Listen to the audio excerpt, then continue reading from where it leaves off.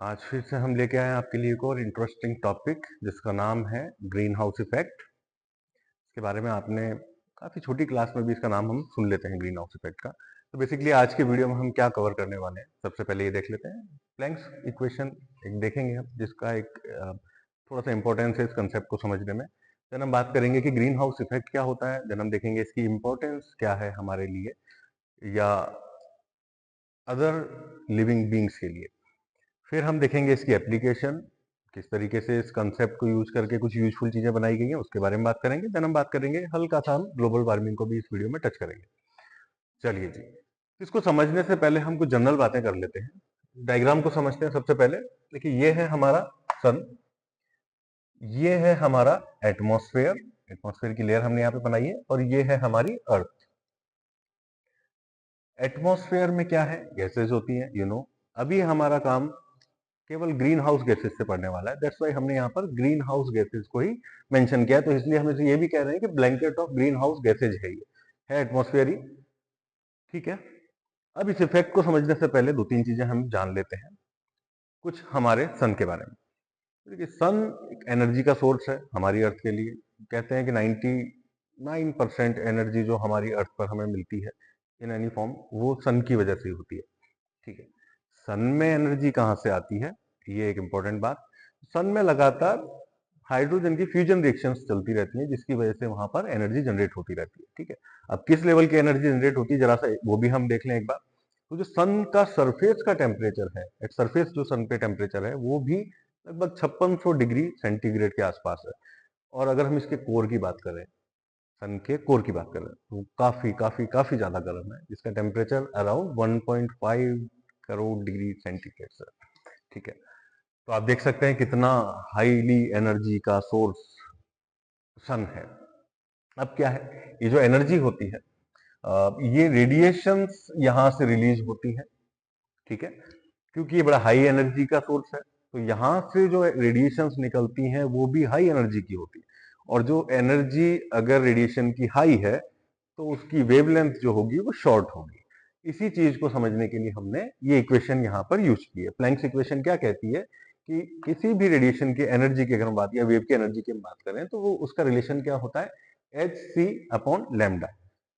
और इसको हम लिख सकते हैं एच न्यू की टर्म में भी। एच यहाँ पर प्लैंक्स कांस्टेंट है, सी यहाँ पर स्पीड ऑफ लाइट है, और लैम्डा यहाँ पर वेव लेंथ है। और यहाँ पर हम देखें तो न्यू हमारा फ्रीक्वेंसी। तो यहाँ से हमें क्या पता चल रहा है कि अगर वेव लेंथ ज्यादा है किसी चीज की, तो उसकी एनर्जी कम हो जाएगी, है ना। अगर एनर्जी ज्यादा है तो वेव लेंथ कम होनी चाहिए। ऐसे ही हम बात करें फ्रीक्वेंसी, क्योंकि प्रोपोर्शनल है फ्रीक्वेंसी और एनर्जी आपस में। तो अगर ज्यादा एनर्जी की वेव है, इसका मतलब उसकी फ्रीक्वेंसी भी हाई होने वाली है। बस यही रोल था हमारे प्लैंक्स इक्वेशन का यहाँ पर। तो देखिए, सन क्योंकि एक बड़ा हाई एनर्जी का सोर्स है, जो कि आप देख चुके हो, यहां से जो रेडिएशंस निकलेंगे ऑब्वियस सी बात है हाई एनर्जी की होंगी। हाई एनर्जी की होंगी तो वो शॉर्ट वेवलेंथ की होंगी और हाई फ्रीक्वेंसी की होंगी। तो ये वेवलेंथ हमारे अर्थ की तरफ ट्रेवल करती है। बीच में एक लेयर जो कि हमारा एटमॉस्फेयर है वो पड़ता है। यहाँ पर आने के बाद में कुछ पार्ट एब्जॉर्ब, कुछ रिफ्लेक्ट, वो लाइट की प्रॉपर्टी है, कुछ रिफ्लेक्ट हो जाता है। लेकिन क्योंकि ये बहुत हाई इंटेंसिटी की रेडिएशंस हैं, तो ये इसे रोक नहीं सकता, है ना। तो मैक्सिमम पार्ट जो है वो इन रेडिएशंस का हमारी अर्थ पर आ जाता है। इसके बाद में क्या होता है, अर्थ पर जब ये रेडिएशंस पड़ती हैं, तो अर्थ जो है हमारी वो हीट अप होना शुरू करती है, टेम्परेचर गेन करती है। जो देखा भी होगा आपने दिन के टाइम, अगर आप देखो, है ना, तो आप नंगे पैर बाहर जाके देखो, जमीन पे पैर रखते हैं, क्या होता है, अर्थ हमें गर्म लगती है। ठीक है ना, क्यों, क्योंकि वो सन से जो एनर्जी आ रही है उसको एब्जॉर्ब कर रही होती है डे टाइम में।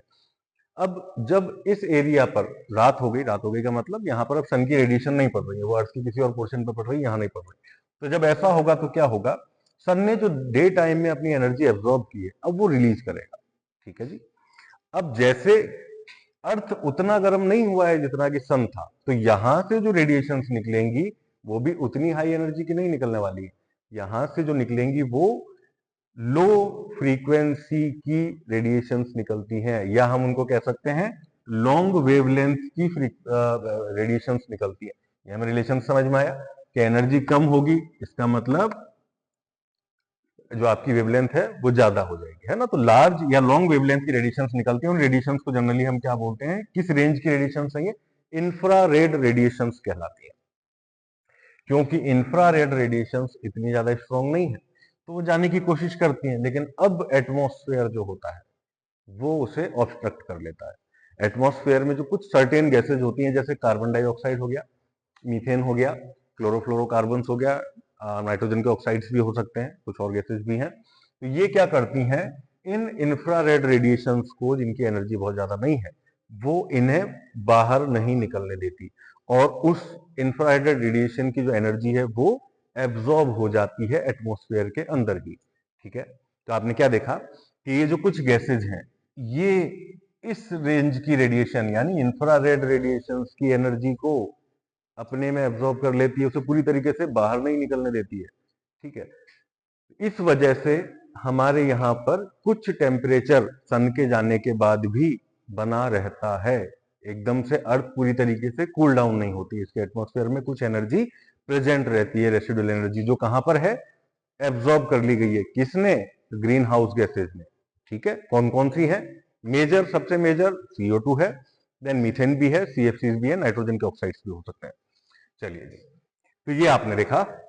अब ये जो इफेक्ट है पूरा का पूरा कि सन से रेडिएशन आना शॉर्ट वेवलेंथ की, एटमॉस्फेयर को क्रॉस करके अर्थ तक पहुंच जाना, अर्थ का टेम्परेट हो जाना, गर्म हो जाना, देन नाइट के टाइम में अर्थ से रेडिएशंस निकलना, किस फॉर्म में, इंफ्रारेड रेडिएशन की फॉर्म में, और उन रेडिएशन का पूरी तरीके से बाहर नहीं निकल पाना, उनके अंदर की हीट को ट्रैप कर लेना, किसके द्वारा, ग्रीन हाउस गैसेज के द्वारा। इस कंप्लीट इफेक्ट को हम क्या बोलते हैं, ग्रीन हाउस इफेक्ट बोलते हैं।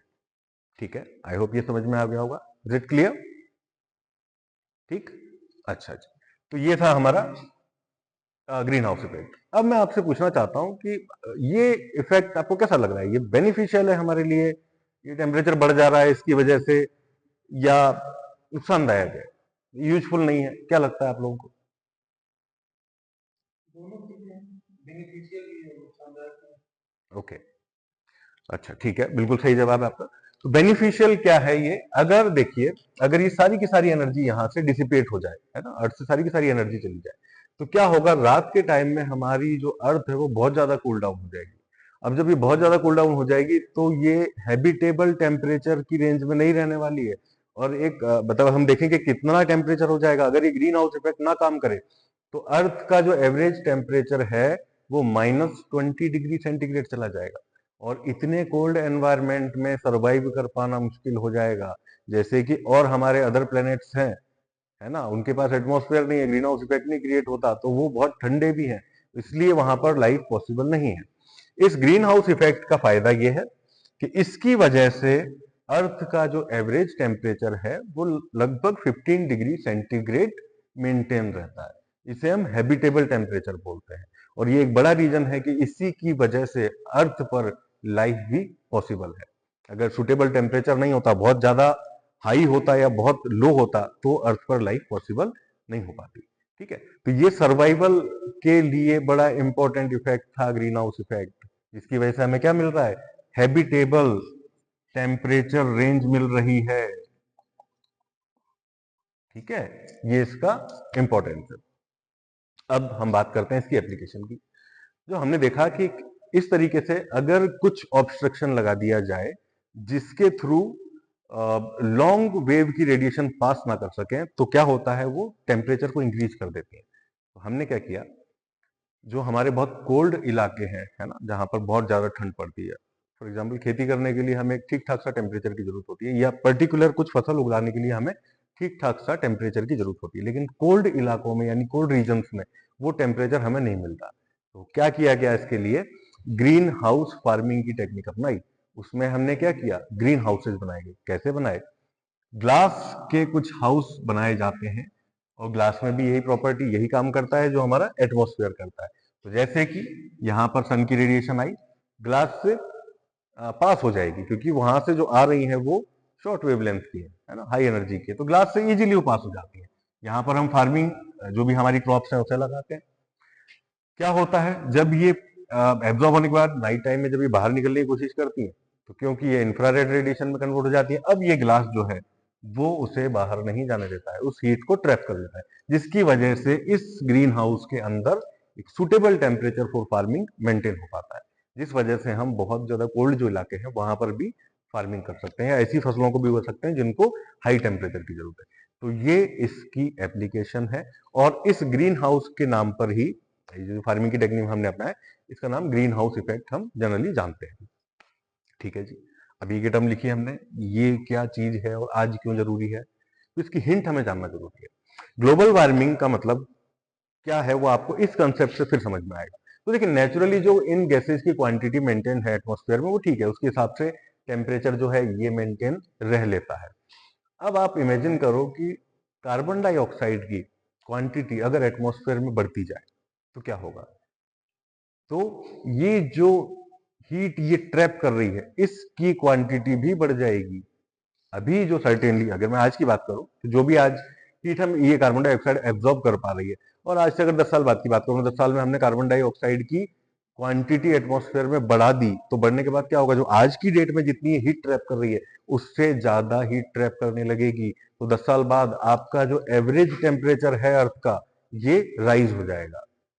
ठीक है, ग्लोबली इंपैक्ट पड़ेगा पूरी अर्थ के ऊपर, एवरेज टेम्परेचर जो है वो राइज हो जाएगा। तो इसी चीज को हम ग्लोबल वार्मिंग के नाम से जानते हैं। रिस्पॉन्सिबल कौन है, इन गैसेज की बढ़ती हुई क्वांटिटी। और ये गैसेज क्या करती हैं, ग्रीन हाउस हीट इफेक्ट की वजह से हीट को ट्रैप करने का काम करती है। तो ये ग्लोबल वार्मिंग के ऊपर एक डिटेल वीडियो हम बाद में बनाएंगे, जिसमें हम और डिटेल से जानेंगे ग्लोबल वार्मिंग क्या है, इसके इम्पैक्ट क्या पड़ रहे हैं, कैसे इन चीजों को हम कंट्रोल कर सकते हैं, प्रिवेंटिव मेजर्स क्या हो सकते हैं, इसके बारे में हम नेक्स्ट वीडियो में बात करेंगे।